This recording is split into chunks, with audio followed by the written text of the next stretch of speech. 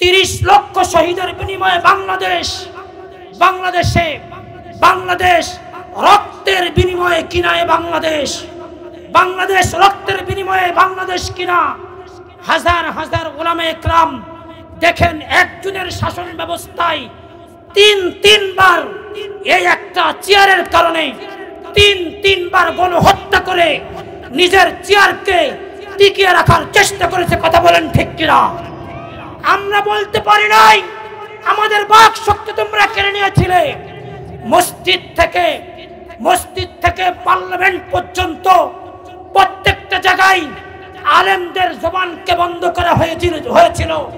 আরে আমরা যাকে কোরআনের পাখি বলি, আল্লামা দেলার হোসেন সাইদি রহমতুল্লাহ আলাই, দোয়া করছি আল্লাহ তাআলা তাকে জান্নাতের উচ্চ মাকাম দান করুন, বলুন আমিন। এ লোকটাকে 1 বছর নয় 12 বছর কারাগারে নির্দোষে, শুধু একটা অপরাধ, উনি কোরআনের কথা বলতো, খালি কোরআনের প্রচার প্রসার করতো, ইসলামের দাওয়াত দিত। এই একটা অপরাধের কারণে জেলখানায় বন্দী রেখে শেষ পর্যন্ত তাকে হত্যা করা হয়েছে। কথা বলেন ঠিক কিনা? সাইদি সাহেব একা মরে যায় নাই, আল্লাহ প্রদত্ত ভাবে মরে নাই। আমরা দেখেছি উনি যখন কারাগার থেকে বের হয়ে এসেছেন, ওনার বেডে যখন হাসপাতালে বসে আছেন, তখন সাইদি সাহেব রহমতুল্লাহ আলাইহির মুখে হাসি আমরা দেখেছি। কথা বলেন ঠিক কিনা? একজন মানুষ অসুস্থতায় যদি দুনিয়া থেকে বিদায় হয়ে যায়, সেটাও তো বোঝা যায়। আর আমরা মানলাম উনি আল্লাহর প্রদত্ত, আল্লাহর হুকুমেই দুনিয়া থেকে বিদায় হয়েছে। যদি আল্লাহর হুকুমেই উনি দুনিয়া থেকে বিদায় হয়ে যায়, ওনার চিকিৎসাধীন যেই ডাক্তার ছিলেন সাইদি সাহেব দুনিয়া থেকে বিদায় হওয়ার পরেই উনি কেন বাংলাদেশ থেকে পালিয়ে আসেন? উনি কেন বাংলাদেশ থেকে পালিয়ে আসেন? আমরা ভুলি নাই, মনে করবেন না আমরা ভুলে গেছি। ইঞ্চি ইঞ্চি মাটি থেকে আমরা পাই হিসাব নিব। তোমরা খেলা দেখতে চেয়েছো, খেলতে চেয়েছো, আমরা ভুলি নাই।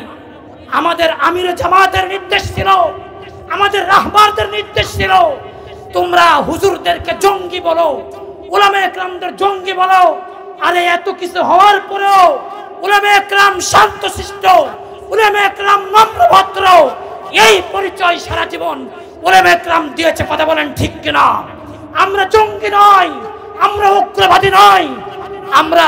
তোমরা আমাদেরকে জঙ্গি বলে গালি দাও, কোনো কিছু হলেই তোমরা জামাত শিবির জঙ্গি, মাদ্রাসায় এসে তোমরা জঙ্গি তালাশ করো না। আজকে কোথায় ভাই তোমরা? আসো ভাই, তোমাদেরকে দাওয়াত দিব, কাছে এসো। আজ যুবকের অপেক্ষা করতেছে এ মাহফিল করার জন্য। আমি জানি তিনবার পারমিশন চাওয়া হয়েছে, এরপরও পাওয়া যায় নাই। আরে আমি মাহফিল করব, আমার সতীহাট বাজারে বারবার আমাকে থানায় যাইতে হয়েছে, আমাকে প্রশাসনের কাছে যাইতে হয়েছে। আরে যে দেশে 95% মুসলমান, যে দেশে 95% মুসলমান বসবাস করে, এদেশে ইসলামী কার্যক্রম করতে, এদেশে মাহফিল করতে, এদেশে কোরআনের মিটিং মিছিল করতে আবার কিসের পারমিশন? কথা বলেন ঠিক কিনা? আল্লাহ তাআলা আমাদের মুসলমানকে কবুল করেন, বলুন আমিন। এদেশে ইসলামের জন্য, এদেশকে ইসলামের জন্য আল্লাহ কবুল করেন, বলুন আমিন। এদেশে আল্লাহ তাআলা প্রত্যেকটা অঙ্গনে শান্তি দান করুন, বলুন আমিন। ভাইরা আমার, বলতেছিলাম যুবকদের অবদান সব থেকে বেশি। যুবক যদি ইসলামের জন্য কিছু করতে চায়, কোনো যুবক যদি ভূমিকা নাই ইসলামের কাজ করব। আমাদের বর্তমান ধর্মমন্ত্রী এই কথা বলেছেন, গ্রাম থেকে শুরু করে শহর পর্যন্ত প্রত্যেকটা জায়গায় ইউনিটি তৈরি করতে হবে, প্রত্যেকটা জায়গায় দলবদ্ধ হয়ে থাকতে হবে। আমাদেরকে ইউনিটি তৈরি করতে হবে, দল তৈরি করতে হবে। আর আমরা যদি দলবদ্ধ হয়ে থাকি, কোনো বেঈমান, কোন নাস্তিক মুরতাদ আমাদের কোনো কাজে বাধা দিতে পারবে না। কথা বলেন ঠিক কিনা? এই জন্য মুসলমান, আসুন আমরা পিছনের ইতিহাস থেকে আমরা কিছু শিক্ষা গ্রহণ করি। সেই ইসলামের শুরু থেকে আজ পর্যন্ত ইসলামের শুরু থেকে আজ পর্যন্ত আমরা মুসলমান যুবকেরা সব থেকে বেশি যুবকেরা রক্ত ঝরিয়েছে, রক্ত দিয়েছে। উহুদের ময়দানে, আপনার উহুদের ময়দানে হযরতে হানজালা রাদিয়াল্লাহু তাআলা আনহুর কথা আমরা প্রত্যেকেই শুনেছি। বিবাহ করেছিলেন, বাসর রাত্রির কথা আমরা জানি। হযরতে হানজালা রাদিয়াল্লাহু তাআলা আনহু সেখান থেকে বিবাহ করেছেন। গোসল ফরজ, গোসল না করে উহুদের ময়দানে অংশগ্রহণ করেছেন। অনেকজন কাফেরদেরকে শহীদ করার পর হযরতে হানজালা রাদিয়াল্লাহু তাআলা আনহু শাহাদাত বরণ করেছেন। বলুন না সুবহানাল্লাহ। আমরা এক এক করে যদি বলতে চাই তাহলে বুঝবো যে ইসলামে যুবকদের কত বেশি ভূমিকা ছিল। সব থেকে বেশি ভূমিকা ছিল যুবকদের। এই জন্য আসুন, আমি আপনাদেরকে অনুরোধ করব, আমি আপনাদেরকে বলবো, পায়ে হাত দিয়ে অনুরোধ করব, আর কোনো দলাদলি নয়, আর কোনো হিংসা বিদ্বেষ নয়। আমরা মুসলমান এক হয়ে থাকতে চাই, এক প্লেটে খানা খাইতে চাই, এক পথে যদি চলতে পারি আল্লাহ তাআলা অবশ্যই আমাদের উপরে খাস রহমত নাজিল করবেন। বলেন সুবহানাল্লাহ। আমরা তো এক হতে পারবো তো ইনশাআল্লাহ। লা ইলাহা, জোরে লা ইলাহা, লা ইলাহা। ভাই একটু বলেন না, আল্লাহর নামের জিকির করলে ক্ষতি না লাভ? লা ইলাহা। কেউ বলে না। আল্লাহকে যারা ডাকিবে ভাবে আল্লাহর আপন তারাই হবে। কথা বলেন ঠিক কিনা? আল্লাহ তাআলাকে না ডাকলে আল্লাহর আপন হওয়া যায়? আল্লাহকে যারা ডাকিবে ভাবে আল্লাহর আপন তারাই হবে। ইহকালে শান্তি পরকালে মুক্তি দিবেন তাদের আল্লাহ তাআলা। লা ইলাহা, জোরে লা ইলাহা, জোরে লা ইলাহা। দু নয়ন মেলে যেদিকে তাকাই মাওলার নিয়ামত দেখিতে পাই। কথা বলেন ঠিক কিনা? দু চোখ দিয়ে আমরা যা কিছু দেখি সমস্ত নিয়ামতগুলি দান করেছেন কে? আওয়াজ করে বলুন কে? দু নয়ন মেলে যেদিকে তাকাই মাওলার নিয়ামত দেখিতে পাই। কেমন করিব শুকর আদায় ও গো দয়ার আল্লাহ তাআলা। লা ইলাহা,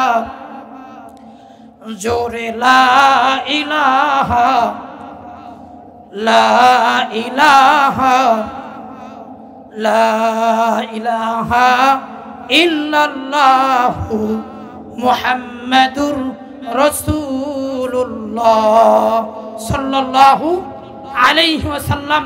মুহতারাম হাজরিন, এই এলাকার সন্তান আমি, ছোট মানুষ, অল্প সময় কিছু কথা বললাম। ভুল ভ্রান্তি হয়ে থাকলে ক্ষমা চাই, আল্লাহর হস্তে দোয়া চাই। একটি সঙ্গীত বলেই শেষ করবো ইনশাআল্লাহ। শুনবেন তো ইনশাআল্লাহ?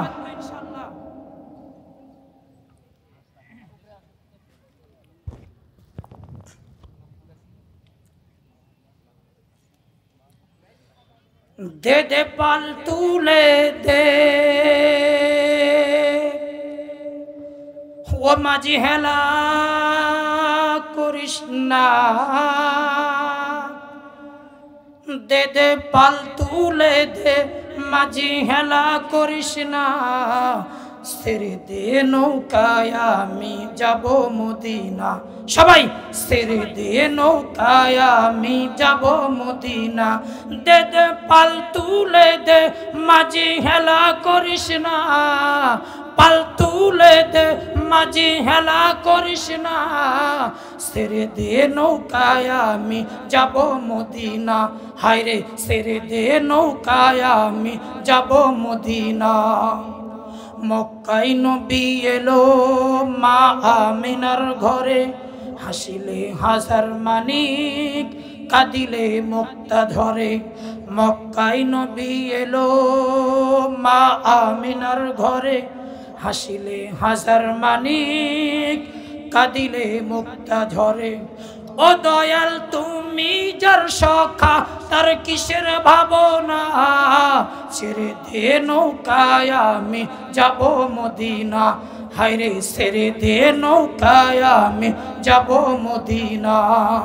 দে দে পাল তুলে দে মাঝি হেলা করিস না, ছেড়ে দে নৌকায় আমি যাব মদিনা, হায়রে ছেড়ে দে নৌকায় আমি যাব মদিনা। ও নূরের রৌশনীতে দুনিয়া গেছে ভরে, ও নূরের আলোর বাতি মদিনার ঘরে ঘরে।